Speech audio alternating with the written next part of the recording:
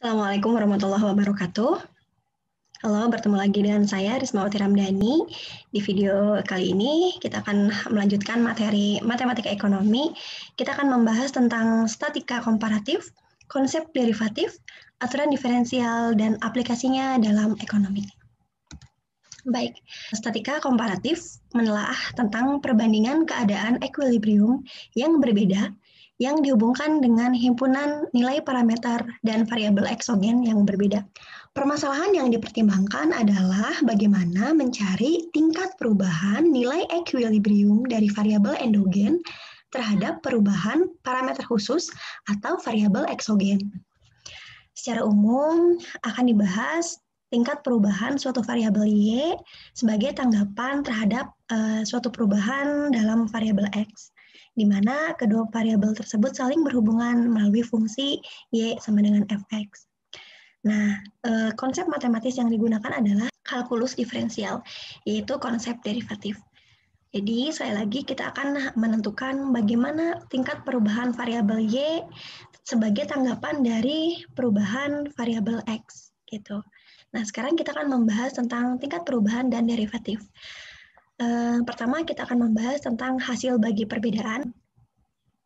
Bila variabel X berubah dari nilai X0 ke nilai yang baru, yaitu X1, maka perubahan diukur dengan perbedaan X1 min X0. Jadi kalau misalnya X0-nya 2, X1-nya 5, maka perubahan itu adalah selisih antara 5 dengan 2. Ya.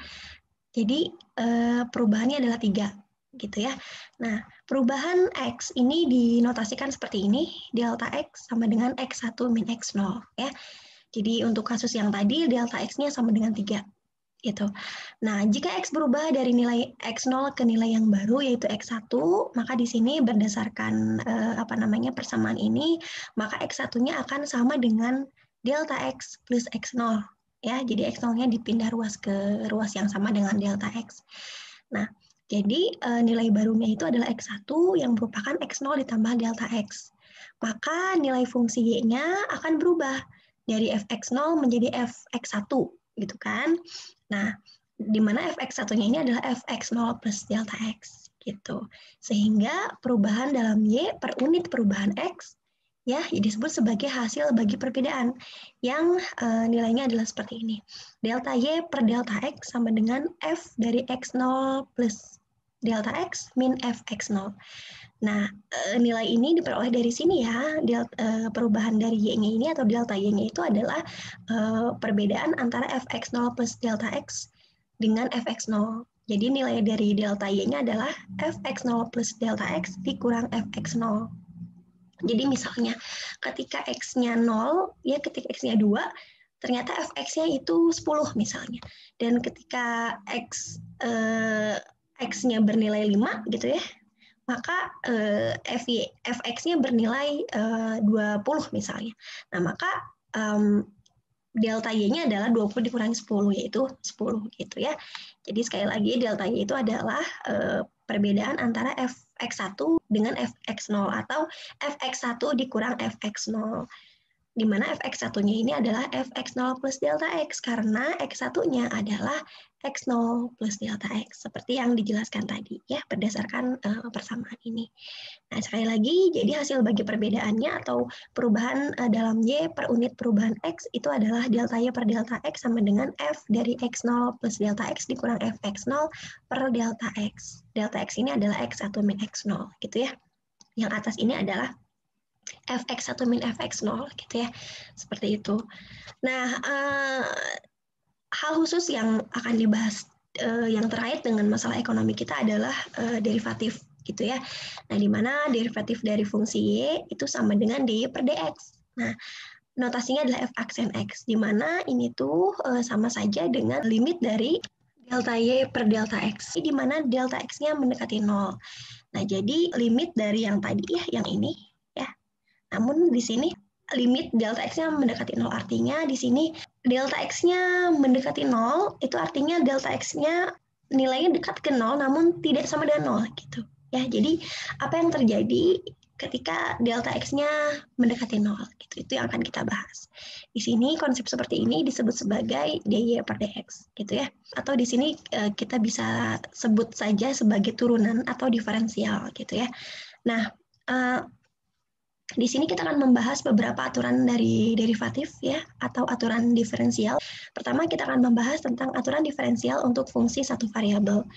Nah, ada beberapa aturan gitu ya. Yang pertama yaitu aturan fungsi konstan. Nah, jadi di sini fungsinya adalah fungsi konstan. Masih ingat fungsi konstan itu adalah fungsi yang seperti ini, y sama dengan k gitu, atau fx sama dengan k. Jadi di sini nilai fx-nya konstan atau tetap, berapapun x-nya nilai fx-nya tetap, yaitu k gitu. Ya, jadi misalnya fx sama dengan 2. Berarti ketika x-nya 1, fx sama dengan 2. Ketika x-nya 2, fx-nya juga sama dengan 2. Jadi f1 sama dengan 2, f2 sama dengan 2, dan seterusnya gitu. Semua nilai x, fx-nya adalah 2 gitu ya. Nah, seperti ini disebut sebagai fungsi konstan. Nah, sekarang bagaimana aturan diferensial untuk fungsi seperti ini? Nah, jika diketahui suatu fungsi adalah fungsi konstan, maka derivatif dari fungsi tersebut atau turunan dari fungsi tersebut adalah 0. Gitu ya. Jadi artinya kalau kita lihat lagi ke konsep yang tadi ya, ketika y-nya adalah fungsi konstan, maka perubahan y terhadap perubahan x-nya 0 gitu ya. Jadi seperti ini ya. Delta y per delta x-nya akan sama dengan 0 gitu ya. Seperti itu. Nah, di sini kita bisa tuliskan seperti ini, dy per dx sama dengan 0. Atau di sini dy-nya, karena y-nya sama dengan k, kita bisa ganti dy per dx sama dengan dk per dx sama dengan 0. Atau juga dapat kita tuliskan seperti ini, f aksen x sama dengan 0. Gitu ya. Nah, selain itu kita juga dapat dinyatakan juga seperti ini, karena y sama dengan fx sama dengan k, maka bisa ditulis d per dx dari y gitu ya, sama dengan d per dx dari fx, sama dengan d per dx dari k sama dengan 0 gitu ya. Jadi ini sama saja seperti ini sebetulnya. Contohnya misalkan suatu fungsi y sama dengan 3, maka dy per dx-nya adalah 0 ya, karena di sini y-nya adalah suatu fungsi konstan. Maka derivatifnya adalah 0. Seperti itu. Ya, selanjutnya aturan yang kedua adalah aturan fungsi pangkat. Derivatif dari fungsi pangkat y sama dengan fx sama dengan x pangkat n adalah n dikali x pangkat n min 1. Jadi secara simbol dapat kita tuliskan seperti ini. Jika y-nya adalah fungsi pangkat, y sama dengan fx sama dengan x pangkat n, maka derivatifnya adalah d per dx dari x pangkat n sama dengan n ya dikali x pangkat n min 1. Seperti ini. Atau dapat juga kita notasikan seperti ini. F aksen x sama dengan n dikali x pangkat n min 1. Contohnya seperti ini. Misalkan y sama dengan x pangkat 3, maka dy per dx-nya adalah 3 ya dikali x pangkat 2. Ya, jadi kalau kita lihat dari formula ini ya, dy per dx-nya adalah di sini n-nya adalah 3 ya, karena y-nya adalah x pangkat 3 gitu ya. Lalu n yaitu 3 dikali x pangkat 3 dikurang 1. 3 dikurang 1 adalah 2 ya. Jadi dy per dx-nya adalah 3 dikali x pangkat 2. Kemudian misalkan y sama dengan x pangkat 9, dengan cara yang sama kita akan dapatkan dy per dx-nya adalah 9 dikali x pangkat 8, karena 8 adalah 9 dikurang 1. Selanjutnya misalkan y sama dengan x pangkat min 5, maka dy per dx-nya adalah min 5 dikali x pangkat min 5 min 1, yaitu min 6. Ya. Jadi kita dapatkan dy per dx-nya adalah min 5x pangkat min 6. Min 5 dikali x pangkat min 6. Baik, ya selanjutnya kalau misalnya y-nya adalah x pangkat 0, caranya sama seperti yang tadi dengan menggunakan formula 7.1 ya, dengan menggunakan persamaan ini, maka kita akan dapatkan dy per dx-nya adalah d dari x pangkat 0 per dx adalah 0 dikali x pangkat min 1 ya, di mana 0 dikali x pangkat min 1 nilainya adalah 0. Seperti itu.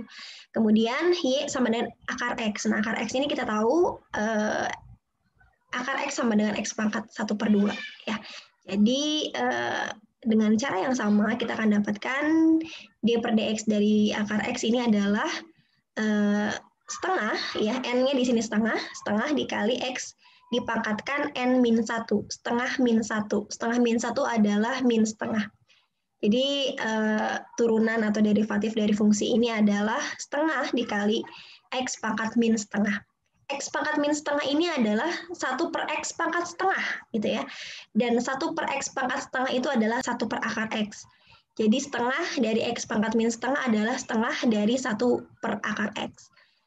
Yang mana di sini kita dapat sederhanakan menjadi 1 per 2 akar x. Seperti itu. Baik. Dan aturan dari fungsi pangkat tadi bisa diperumum, ya. Jadi seperti ini. Jika konstanta pengali C muncul dalam fungsi pangkat, sehingga fungsinya adalah seperti ini, fx sama dengan C dikali x pangkat n, maka turunannya adalah seperti ini, C dikali n dikali x pangkat n min 1. Jadi ini ditulis kembali. Lalu turunan dari x pangkat n-nya menggunakan rumus yang tadi. Jadi nanti dikalikan, C dikalikan dengan turunan dari ini, gitu ya. Jadi seperti ini. Ya, jadi notasinya seperti ini. F aksen X sama dengan C dikali turunan dari X pangkat N, yaitu N dikali X pangkat N min 1. Sekali lagi, F aksen X adalah C dikali N dikali X pangkat N min 1. Yang dipangkatkan hanya X saja, ya. C dengan N-nya tidak dipangkatkan, seperti itu. Contohnya, misalkan Y sama dengan 2 kali X, maka di sini X-nya dapat kita tulis sebagai X pangkat 1. Jadi Y-nya adalah 2 dikali X pangkat 1, begitu ya. Maka nanti turunannya adalah 2C, ya, dikali turunan dari X pangkat 1. Turunan dari X pangkat 1 itu adalah 1 dikali X pangkat 0. Ya, 1 dikali X pangkat 1 min 1. Ya, jadi nanti 2 dikali X pangkat 0 itu adalah turunan dari Y. Seperti ini. Dan X pangkat 0 ini kita tahu adalah 1 nilainya, ya. Jadi 2 dikali X pangkat 0 ini sama dengan 2 dikali 1 sama dengan 2. Jadi turunan dari Y adalah 2. Lalu untuk Y-nya ini sama caranya, kita hasilnya adalah 4 dikali turunan dari X pangkat 3. Turunan dari X pangkat 3 ini adalah 3 dikali X pangkat 2. Seperti ini. Jadi jika Y-nya adalah nilai 4X pangkat 3, maka dy per dx-nya adalah 12 dikali X pangkat 2. Ya. Ini sama dengan ini. Selanjutnya, jika Y-nya adalah 3 dikali X pangkat min 2, maka dy per dx-nya adalah 3 dikali turunan dari X pangkat min 2. Turunan dari X pangkat min 2 itu adalah min 2 dikali X pangkat min 2 min 1. Min 2 min 1 adalah min 3. Ya, jadi turunan dari ini adalah 3 dikali min 2X pangkat min 3. Seperti ini. Ya, dan ini kita tahu, ini tinggal 3 tinggal dikalikan dengan min 2, yaitu min 6, lalu dikalikan dengan X pangkat min 3. Seperti ini. Jadi turunan dari Y sama dengan 3 dikali X pangkat min 2 adalah min 6X pangkat min 3. Semoga bisa dipahami, ya. Derivatif ini merupakan fungsi dari variabel bebas X, begitu ya. Nah, kita bisa lihat dari sini.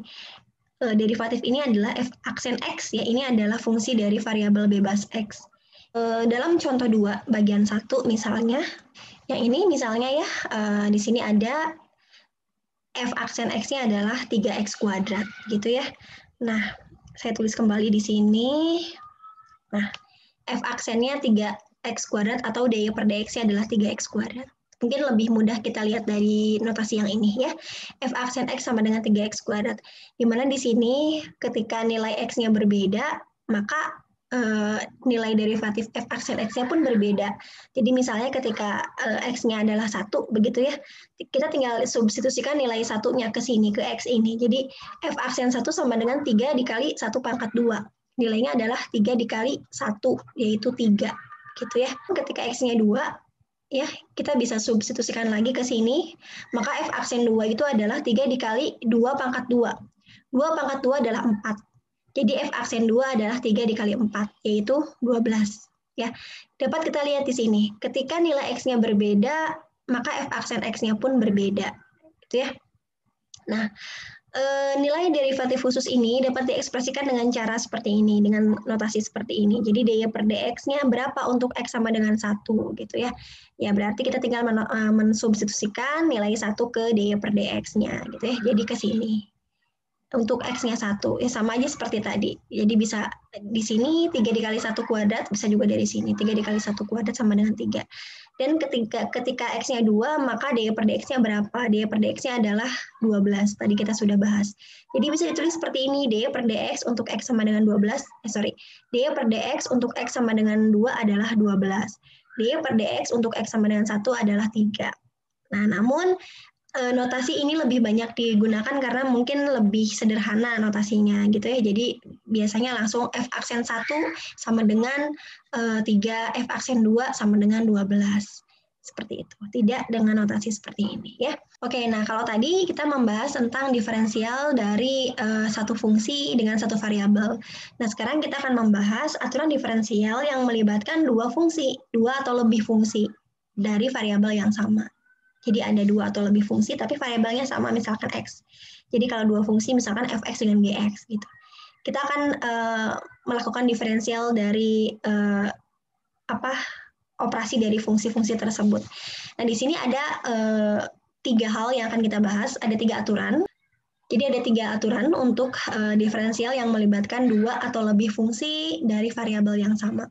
Yang pertama adalah aturan penjumlahan dan pengurangan.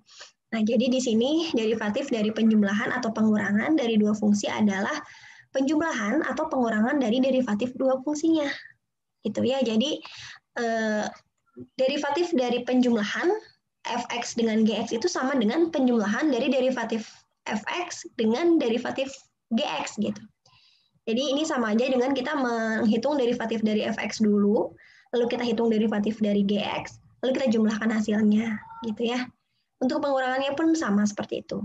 Ya, jadi nanti d per dx dari fx plus gx sama dengan f aksen x ditambah g aksen x. D per dx dari fx min gx sama dengan f aksen x min g aksen x. Seperti itu. Contohnya, misalkan kita punya fungsi y sama dengan 14x pangkat 3. Maka kita punya diferensialnya atau derivatifnya adalah 42x pangkat 3. Ini diperoleh dari sini. 14 dikali 3, 42, dikali X pangkat 3 min 1. Ya, pangkatnya berkurang 1. Jadi 2 gitu. Seperti ini. Nah, sedangkan fungsi ini, 14X pangkat 3 ini bisa merupakan penjumlahan dari dua fungsi, yaitu 5X pangkat 3 dengan 9X pangkat 3. Gitu ya. Karena apa? Karena 14X pangkat 3 sama dengan 5X pangkat 3 ditambah 9X pangkat 3. Ya, sehingga ia dapat dianggap sebagai penjumlahan dari dua fungsi. fx sama dengan 5x pangkat 3 dan saya sebut ini sebagai gx, yaitu 9x pangkat 3. Nah, dengan demikian menurut aturan ini ya kita punya dy per dx-nya berapa gitu. Berarti kan dari sini kita cari dulu f aksen x dengan g aksen x. Karena nanti hasilnya, hasil dy per dx-nya adalah penjumlahan dari f aksen x dengan g aksen x. Ya. Nah, maka kita cari untuk yang fx-nya 5x pangkat 3, f aksen x-nya berapa? F aksen X-nya adalah 15X pangkat 2. Ya, 5 dikali 3 dikali X pangkat 2. Jadi 15X pangkat 2. Ya, ini adalah F aksen X atau D per DX dari 5X kuadrat. 5X pangkat 3. Lalu G aksen X-nya berapa? G aksen X-nya dari sini kita turunkan. 9 dikali 3 dikali X pangkat 2. 9 dikali 3 adalah 27. Jadi G aksen X adalah 27X pangkat 2. Seperti ini. Ini adalah f aksen x, ini adalah g aksen x. Kalau kita jumlahkan hasilnya adalah 42x pangkat 2 dan ini adalah sama dengan turunan dari y ini ya. Jadi ini adalah dy per dx-nya gitu ya. Nah, kemudian kalau misalnya kita punya operasi penjumlahan dari 3 buah fungsi yaitu ax kuadrat, bx dan c, kita jumlahkan ketiga fungsi ini, lalu kita akan cari turunannya dari penjumlahan 3 fungsi ini. Caranya adalah kita jumlahkan turunan dari masing-masing fungsi gitu. Jadi untuk yang pertama d per dx dari ax kuadrat berapa? 2ax pangkat 1 ya, atau 2ax gitu ya. Lalu turunan dari bx berapa? B. Karena apa? Karena b dikali, ini kan x pangkat 1 ya. B dikali 1 x pangkat 1 min 1 1 min 1 itu 0. X pangkat 0 itu 1. Jadi ini adalah B dikali 1 atau B saja. Sedangkan untuk yang C kita tahu tadi C ini adalah fungsi konstan. Karena nilainya hanya C saja, tidak ada variabel apapun di sini gitu. Berarti ini adalah fungsi konstan. Nah, karena C adalah fungsi konstan, maka turunannya adalah 0. Jadi ini bisa kita tulis plus 0 gitu ya. Jadi turunan dari fungsi ini adalah 2x plus B plus 0. Namun kita dapat tuliskan saja seperti ini, 2x plus B. Nah, kalau misalnya seperti ini bagaimana? Fungsinya seperti ini, 7x pangkat 4 ditambah 2x pangkat 3 dikurang 3x plus 37. Caranya sama seperti tadi, kalau ada pengurangan ya dikurangin lagi fungsi derivatifnya gitu ya. Nah, ini caranya sama seperti yang tadi. Jadi kita cari dulu masing-masing turunannya, lalu kita operasikan hasil derivatif dari turunan ini, hasil derivatif dari fungsi ini gitu. Jadi pertama kita cari d per dx dari 7x pangkat 4. Ini adalah 7 dikali 4, ya, 28, x pangkat 3. 3 ini adalah 4 min 1. Ya, jadi untuk turunan dari fungsi ini adalah 28x pangkat 3, seperti ini. Ditambah dengan turunan dari ini. Turunan dari ini adalah 2 dikali 3, 6. 6 dikali x pangkat 2. Karena 3-nya harus berkurang 1. Ya, 6x pangkat 2. Untuk yang ini, karena dia dikurang, maka ini juga dikurang. Turunan dari 3x adalah 3. Ya. Lalu 37, karena dia fungsi konstan, ya turunannya adalah 0. Seperti ini. Jadi, turunan dari fungsi ini adalah 28x pangkat 3 ditambah 6x kuadrat dikurang 3. Seperti itu. Jadi, kalau misalnya x-nya pangkat 1, begitu ya, maka turunannya adalah sama dengan koefisiennya. Karena di sini koefisiennya 3, ya hasilnya adalah 3. Kalau fungsi konstan, maka turunannya adalah 0. Konstan itu adalah suatu bilangan aja tanpa ada variabel x-nya, tidak dikalikan dengan variabel x si nilai tersebut, bilangan tersebut gitu ya. Seperti itu. Baik, aturan yang kedua dari diferensial yang melibatkan 2 atau lebih fungsi dari variabel yang sama adalah aturan hasil kali. Jadi di sini kita punya 2 atau lebih fungsi, misalnya 2 fungsi begitu ya. Nah, kita ingin menentukan derivatif dari hasil kali 2 fungsi tersebut. Nah, kalau tadi penjumlahan hanya tinggal dijumlahkan saja masing-masing hasil derivatifnya, kalau perkalian tidak demikian. Jadi ini misalnya kita mau mencari hasil derivatif dari fx dikali gx. Tidak lantas sama dengan f aksen x dikali g aksen x ya, tidak. Tetapi rumusnya seperti ini. Turunan dari fx dikali gx adalah fx dikali g aksen x ditambah gx dikali f aksen x. Ini ya rumusnya seperti ini. Jadi sekali lagi derivatif dari hasil kali fx dengan gx adalah fx dikali g aksen x ditambah gx dikali f aksen x. Seperti ini. Nah, contohnya seperti ini. Ini kan hasil kali 2 fungsi ya, y-nya. Fungsi yang pertama adalah 2x ditambah 3. Fungsi yang kedua adalah 3x kuadrat. Maka di sini untuk menentukan turunan dari y, kita harus cari dulu masing-masing turunannya dari masing-masing fungsi.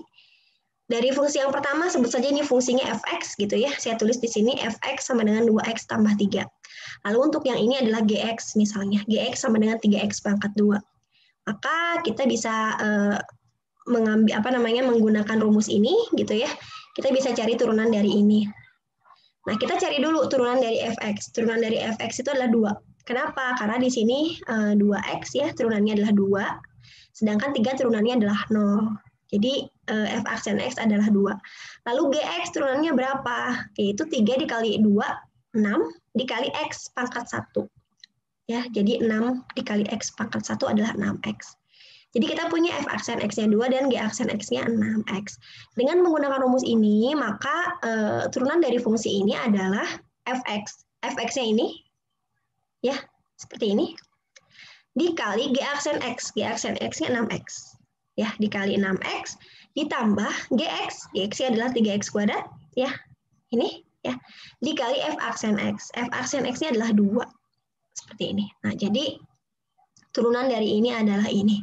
Kita sederhanakan. Pertama ini 2x plus 3 dikali 6x. Caranya tinggal 2x dikali 6x ditambah 3 dikali 6x. Sama dengan 12x kuadrat ditambah 18x. 18x ini adalah 3 dikali 6x.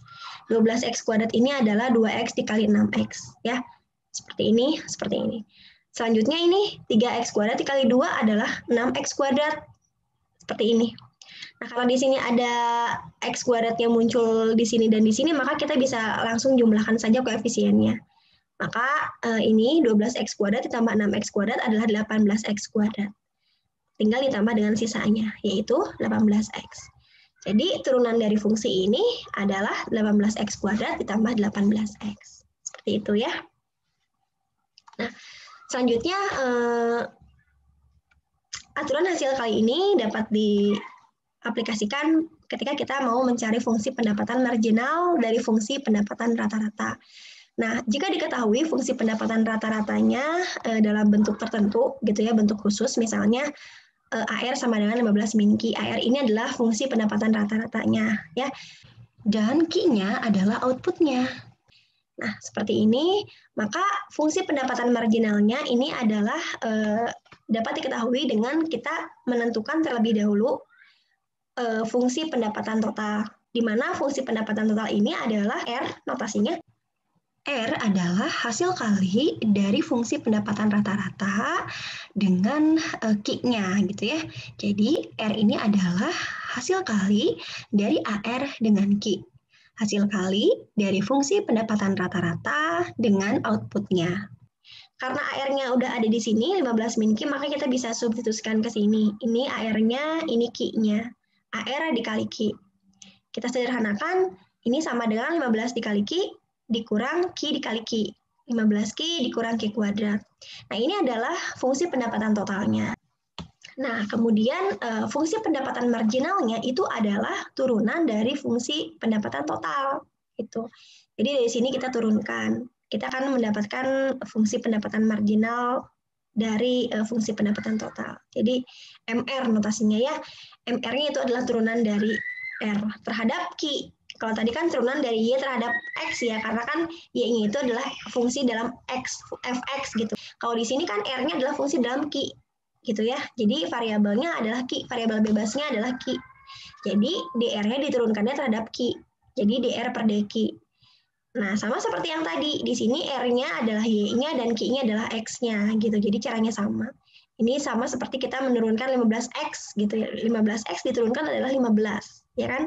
Lalu ini x kuadrat. X kuadrat kalau kita turunkan menjadi 2x gitu kan. 2 dikali x pangkat 2 min 1, yaitu x pangkat 1. Gitu ya. Jadi 2x. Nah, karena di sini x-nya adalah Q, maka turunannya adalah 15 min 2Q. Nah, ini adalah MR, yaitu fungsi pendapatan marginal. Kayak gini. Nah, kalau tadi kita membahas fungsi pendapatan marginal ketika fungsi pendapatan rata-ratanya diberikan secara khusus gitu ya, udah ada nilainya yaitu AR sama dengan 15 min Q. Sudah ada rumusnya gitu ya, udah ada formulanya yaitu AR sama dengan 15 min Q. Nah, lalu bagaimana kalau fungsi pendapatan rata-ratanya ini berlaku umum? Umum yaitu suatu fungsi dalam Q gitu ya, tidak diberikan secara khusus seperti ini. Ya, tidak diberikan secara khusus seperti ini, tetapi AR-nya itu adalah suatu fungsi dalam Q gitu ya. Jadi ditulisnya seperti ini, AR sama dengan FQ. Nah, maka kalau AR-nya sama dengan FQ, maka fungsi pendapatan totalnya juga akan mengikuti, bentuknya akan umum juga. Karena tetap saja fungsi pendapatan total itu adalah perkalian antara fungsi pendapatan rata-rata dengan output-nya gitu ya. Jadi R ini adalah AR dikali Q. Karena AR-nya adalah FQ, maka kita tinggal substitusikan saja ke sini. Jadi R-nya adalah FQ dikali Q. Untuk mendapatkan MR-nya, kita turunkan R terhadap Q. Caranya sama seperti yang tadi ya. Sama seperti ini, MR itu diperoleh dengan mendiferensialkan atau menurunkan R terhadap Q. Namun karena yang ini R-nya sudah tertentu nilainya adalah 15 Q min Q kuadrat, maka untuk menurunkannya caranya sama seperti metode sebelumnya gitu ya. Seperti metode aturan pangkat gitu ya. Nah, sedangkan di sini kita lihat R-nya adalah perkalian dari dua fungsi. Gitu ya. Maka kalau kita mau menurunkan R terhadap Q, maka aturan yang digunakan adalah aturan untuk mendiferensialkan hasil kali dari dua fungsi gitu ya. Jadi nanti kita gunakan yang ini gitu ya. Di mana fx-nya itu adalah FQ dan GX-nya adalah Q. Saya kembalikan lagi ke sini. Nah, Ya, R-nya adalah FQ dikali Q. Jadi di sini ada dua fungsi FQ dengan Q. Jadi kalau kita lihat bentuk umum yang tadi, FQ ini bisa dianggap sebagai Fx gitu ya. Q-nya adalah Gx, atau FQ-nya ya FQ, Q-nya adalah Gq gitu ya, seperti itu. Nah, jadi di sini FQ-nya sebagai FQ dan Q yang kedua ini sebagai Gq gitu ya. Nah, jadi rumusnya itu turunan dari R ini adalah turunan dari hasil kali dua fungsi, itu adalah, kita lihat lagi dari sini, fx g aksen x ditambah gx f aksen x, ini adalah turunan dari fx dikali gx. Jadi kalau yang tadi itu adalah fq dikali q ya, atau fq dikali gq gitu ya. Hasilnya adalah fq dikali g aksen q ditambah gq dikali f aksen q. Ya. Jadi di sini ya, balik lagi ke sini, maka turunan dari R terhadap Q itu adalah FQ ya, dikali turunan dari Q. Turunan dari Q ini adalah 1. Turunan dari Q itu kan kayak turunan dari X. X itu kalau kita turunkan, X itu kan X pangkat 1 ya. X pangkat 1 turunannya adalah 1 dikali X dipangkatkan 0. Karena 0 adalah 1 dikurang 1. Jadi turunan dari X adalah 1. Nah, jadi turunan dari Q adalah 1, sama, karena memang ini turunannya terhadap Q, gitu ya. Jadi turunan dari Q adalah 1. Jadi ini adalah turunan dari Q.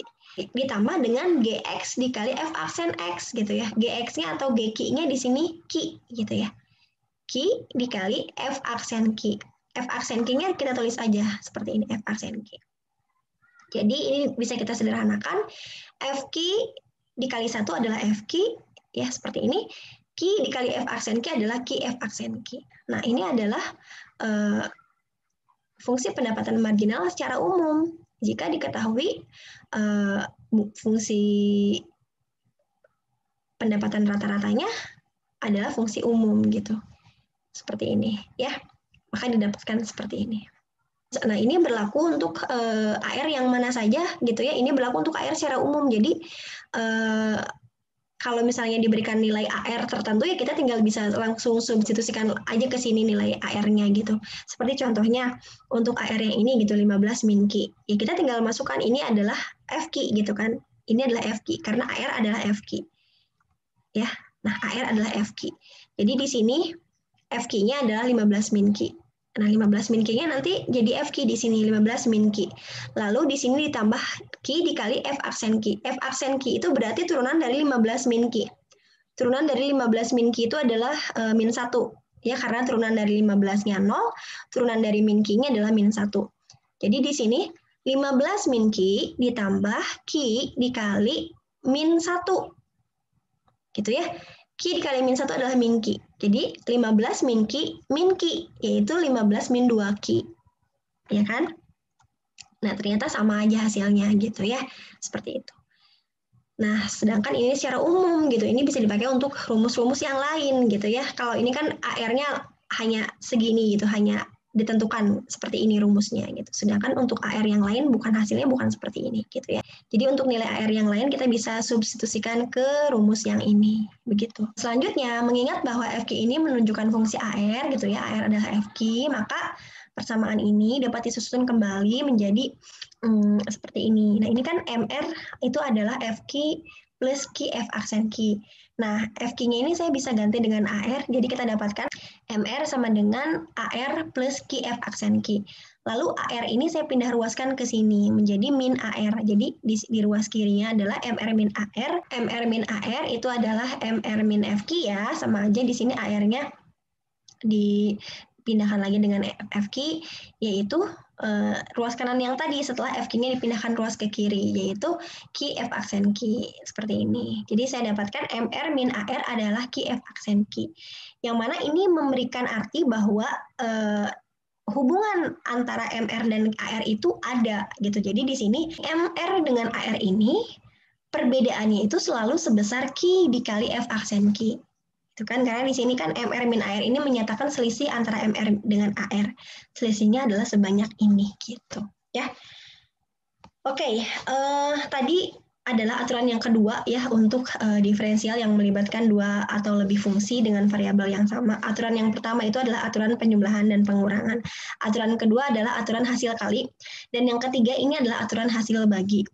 Nah, caranya bagaimana? Ini juga punya formula sendiri ketika kita mau menentukan turunan dari hasil bagi antara dua buah fungsi.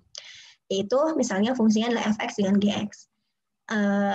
Kita akan menentukan turunan dari hasil bagi fx oleh gx, fx per gx. Turunannya berapa?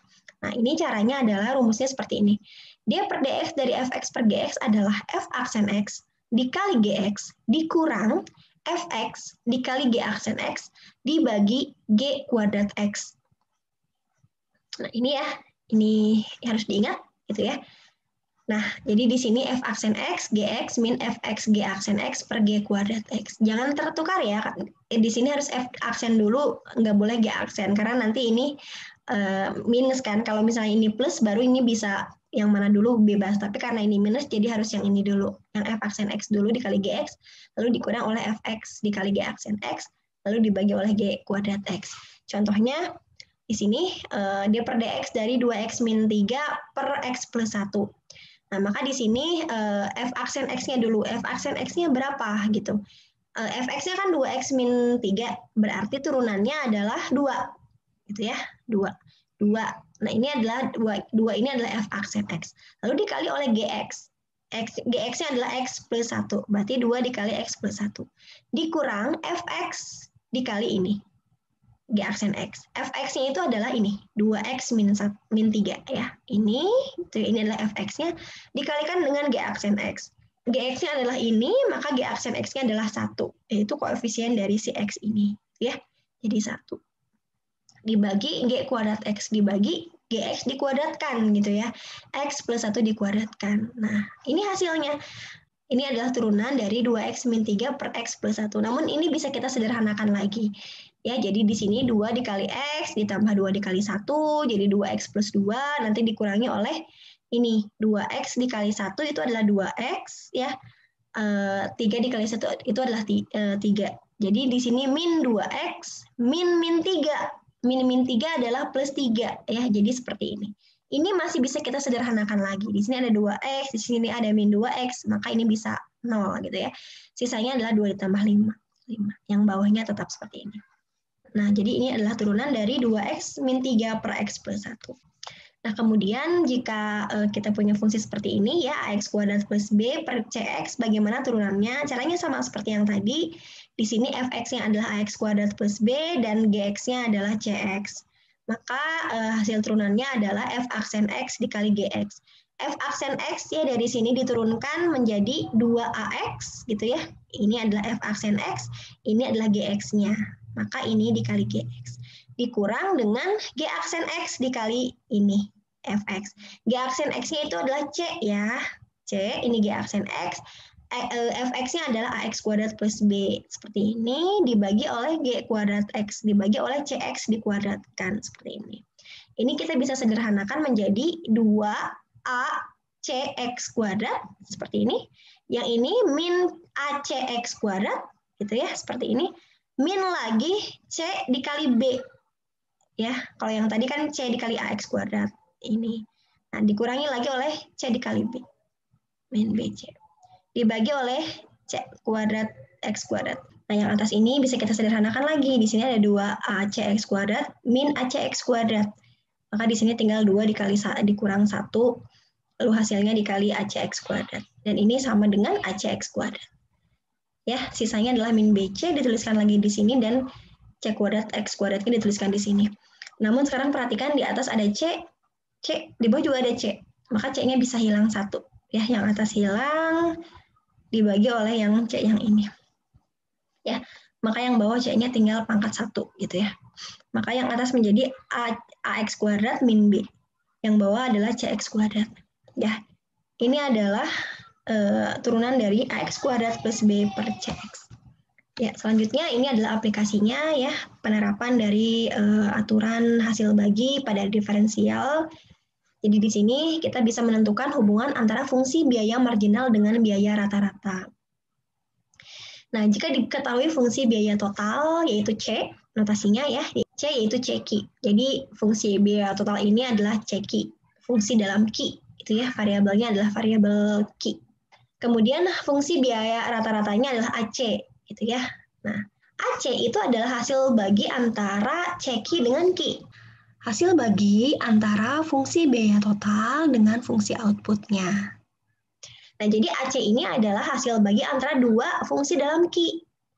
Yang satu fungsi CQ, yang satu fungsi Q, gitu ya. Q ini adalah fungsi dalam Q.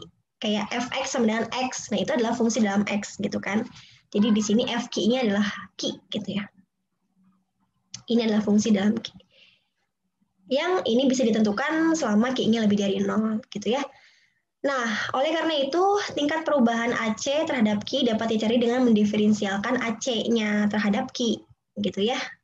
Karena kan sekali lagi, diferensial itu adalah fungsi perubahan ya, tadi kita di awal udah bahas.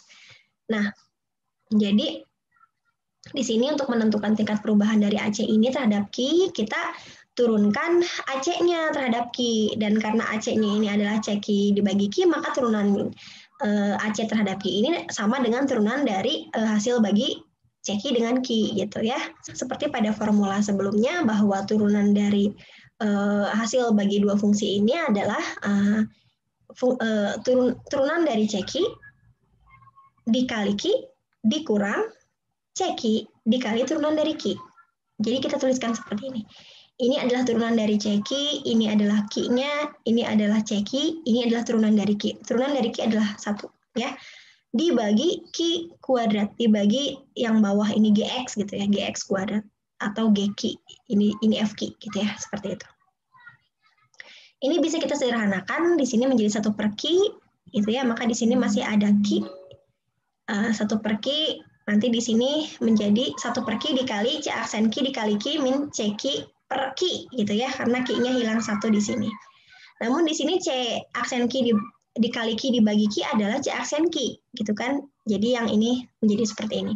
Ya, lalu dikurang lagi dengan CQ dibagi Q, gitu ya, karena Q yang satunya udah disimpan di sini, gitu ya. Jadi seperti ini. Ini adalah tingkat perubahan AC terhadap Q, gitu ya.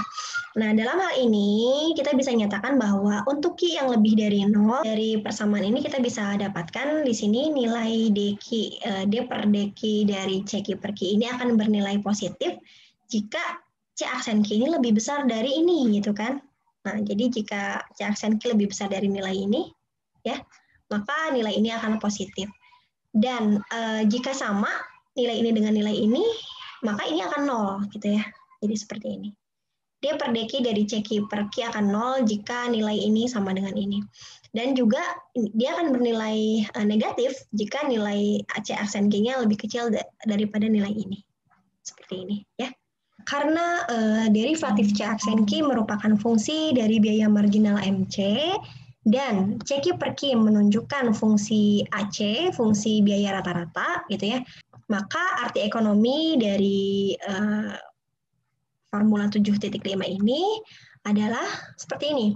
Kemiringan kurva AC akan positif, 0, atau negatif jika dan hanya jika kurva marginal terletak di atas, memotong, atau terletak di bawah dari kurva AC secara berturut-turut. Artinya gini, kemiringan kurva AC akan positif, berarti miring ke atas, gitu ya, jika kurva marginal terletak di atas kurva AC. Ya. Kemudian kemiringan kurva AC akan 0 atau tidak ada kemiringan jika kurva marginal terletak memotong kurva AC. Dan kemiringan kurva AC akan negatif atau turun, gitu ya, jika dan hanya jika kurva marginal terletak di bawah kurva AC. Dan ini digambarkan dalam gambar 7.1, di mana pada gambar tersebut fungsi MC dan AC-nya didasarkan atas fungsi biaya khusus seperti ini. C sama dengan Q pangkat 3 dikurang 12 Q kuadrat ditambah 60 Q. Ya, ini adalah gambar 7.1. Di sini ada dua kurva, yaitu kurva MC dan kurva AC. Di sini MC-nya ke sini, dan AC-nya yang ini. Ini adalah sumbu Q, dan ini adalah sumbu biaya. Nah, dapat dilihat di sebelah kiri dari Q sama dengan 6, di sebelah kiri dari ini, gitu ya.